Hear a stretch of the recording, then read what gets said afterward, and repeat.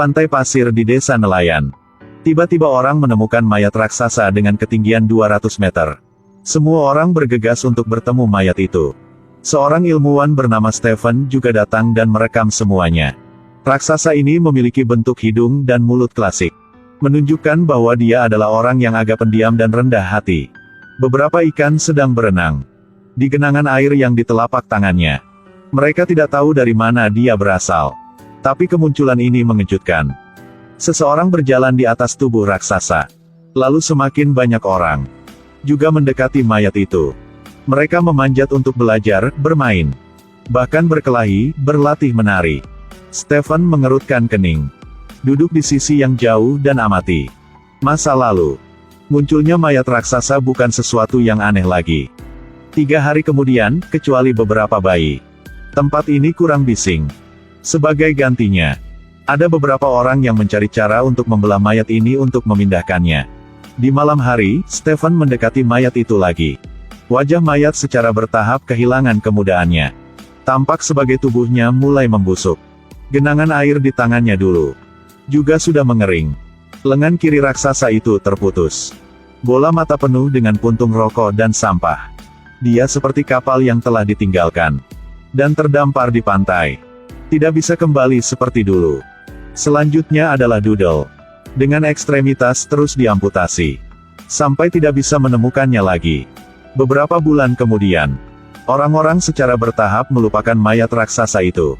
Setiap bagian tubuhnya mulai diciptakan kembali di kota. Tulang kaki terdampar di tepi sungai. Iga digantung di toko daging. Tengkorak disembunyikan di bar pinggiran kota.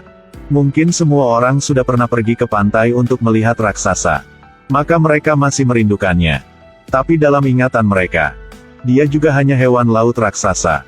Tapi di mata Stephen, raksasa itu masih hidup. Stephen sering bermimpi raksasa terbangun, pergi ke setiap jalan kota, untuk mendapatkan bagian tubuhnya kembali. Lalu kembali ke laut. Raksasa tenggelam dalam air seperti dewa mati. Atau paus terdampar. Seiring dengan sejarah perkembangan ilmu pengetahuan dan teknologi, orang tidak lagi percaya pada dewa. Tetapi mereka selalu mengejar jalan untuk menjadi dewa. Dalam perkembangan yang pesat ini, orang secara bertahap melupakan hormat dan kekaguman terhadap alam. Masa depan. Orang-orang menemukan cara untuk membuat orang menjadi abadi. Semacam teknik peremajaan sudah diciptakan. Tapi sumber daya alam terbatas. Jika manusia selamanya muda tanpa menjadi tua, maka masalah ledakan penduduk akan terjadi. Jadi untuk memastikan manfaat yang diperlukan, orang tidak diperbolehkan memiliki anak. Orang yang ingin punya anak atau sudah melahirkan, untuk menghindari surat perintah buronan, mereka semua melarikan diri ke gedung-gedung bobrok di bawah tanah. Mereka menghentikan terapi peremajaan. Terimalah hukum alam lahir, tua, sakit dan mati. Aktor utama adalah seorang polisi bernama Chris. Selama misi pengendalian populasi, dia sudah menembak mati seorang anak laki-laki yang lucu. Jadi dia harus menderita krisis mental itu. Di saat-saat terakhir kehidupan, anak laki-laki sudah memegang boneka beruang dinosaurus. Dinosaurus ini muncul dalam hidupnya lagi dan lagi. Karena penasaran, jadi dia sudah pergi ke toko kolektor di bawah tanah melalui alamat yang tercetak di label dinosaurus. Di sini dia bertemu seorang gadis. Gadis ini sedikit takut. Matanya mengalihkan, dia membelinya dan dengan cepat pergi. Chris dengan pengalaman penuh segera menemukan petunjuknya.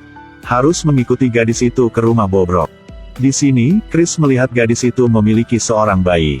Gadis menggendong bayi yang ketakutan. Tapi Chris tidak pernah menunjukkan niat untuk membunuh. Dia bilang dia hanya ingin menanyakan beberapa pertanyaan padanya. Sambil berbicara, Chris tahu gadis itu telah hidup 218 tahun. Tapi selama waktu itu, hanya penampilan bayi baru membuatnya berpikir bahwa hanya ketika menyerah pada keabadian, dia bisa menyadari nilai sesuatu. Semua ada di mata anak itu. Dia melihat cahaya, kepolosan, dan vitalitas. Bukan mata tanpa emosi dari yang abadi. Seperti Chris. Chris melihat bayi di depannya dan menjadi kontemplasi. Tapi tiba-tiba, mungkin itu naluri seorang ibu. Gadis mengambil kesempatan yang Chris tidak memperhatikan. Mencoba mencuri pistol dari Chris. Tapi dia segera dikendalikan oleh Chris. Pada waktu bersamaan, Chris mengangkat pistol ke arah bayi. Gadis itu memohon padanya untuk tidak membunuh bayi itu. Bawa aku pergi, bunuh aku baik-baik saja. Bunuh aku, bukan bayinya. Tolong bunuh aku. Akhirnya Chris tenang kembali. Dia tidak menembak tapi langsung keluar. Di luar sedang hujan. Ketika dia mengangkat kepala, dia melihat rekannya sudah datang. Dua orang saling memandang. Rumah itu mengeluarkan suara anak-anak menangis. Mereka berdua tahu apa yang terjadi. Kedua orang mengangkat pistol dan saling menempak. Polisi itu sudah mati. Chris juga terluka parah. Tapi dia tidak langsung jatuh. Dia berjalan beberapa langkah ke depan. Dia membuang pistolnya, melihat ke langit. Di belakangnya hanya rumah busuk yang ditutup penuh lumut hijau. Air hujan jatuh di wajah Chris. Dia membuka mata, menutup mata, lalu membuka mata lagi. Matanya tidak mati seperti yang dikatakan gadis itu. Tapi penuh kehidupan. Chris terjatuh. Pemandangan yang tersisa hanya rumah yang diselimuti warna biru serta hujan yang terus turun. Mungkin manusia dilahirkan dengan gen egois.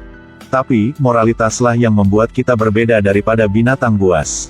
Tempat ini adalah bintang beku. Di masa depan, manusia akan mengalami transformasi. Untuk mendapatkan kekuatan dan stamina Superman. Untuk bisa menaklukkan alam semesta. Tetapi karena industri berkembang pesat. Jalanan juga dipenuhi dengan pengembara dan pecandu perlahan-lahan sekarat. Tapi Sedgwick adalah pengecualian. Adalah penduduk bumi yang sampai ke planet ini. Jadi Sedgwick distigmatisasi oleh banyak orang. Sedgwick adalah satu-satunya anak yang belum berubah.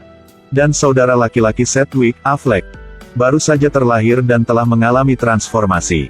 Harus berkali-kali lebih kuat dari Sedgwick. Kecemasan ibu dan penolakan ayah menempatkan Sedgwick di bawah banyak tekanan. Dia selalu ingin membuktikan diri. Di planet ini, ada paus yang sangat besar. Itu adalah keajaiban yang langka di tempat ini. Karena paus ini sangat berbahaya. Jadi jika seseorang melihat pauses, maka itu akan menjadi simbol kekuatan dan keberanian orang itu. Sedgwick memutuskan untuk menantang pauses. Jadi malam itu, Sedgwick dan Affleck tinggalkan kota bersama rekan-rekan dan pergi ke tempat yang ada pauses. Ingin melihat pauses, harus terlebih dahulu menggunakan mesin untuk memancingnya keluar. Ketika seekor paus menabrak es, lalu cepat lari ke tempat yang aman. Baru saja buting. Bayangan yang raksasa muncul dari bawah es. Mereka yang segera memahami waktu. Para rekan yang berubah berlari ke depan. Dan Sedgwick masih memiliki tubuh orang normal. Terjebak di belakang. Es di bawah kaki Sedgwick terus pecah. Tiba-tiba es di bawah kakinya retak dan terbang. Lalu jatuh ke tanah. Sedgwick tidak ragu-ragu. Membawa adik laki-laki di punggungnya dan dengan cepat berlari menuju kota. Di saat-saat terakhir, paus es memecahkan es dan terbang. Dengan ketegasan. Wow, itu luar biasa. Dalam perjalanan pulang, Sedgwick membantu saudaranya Affleck dengan cedera kaki. Salah satu rekan bercanda mengambil topi Affleck. Kemudian, Affleck, ayo naik.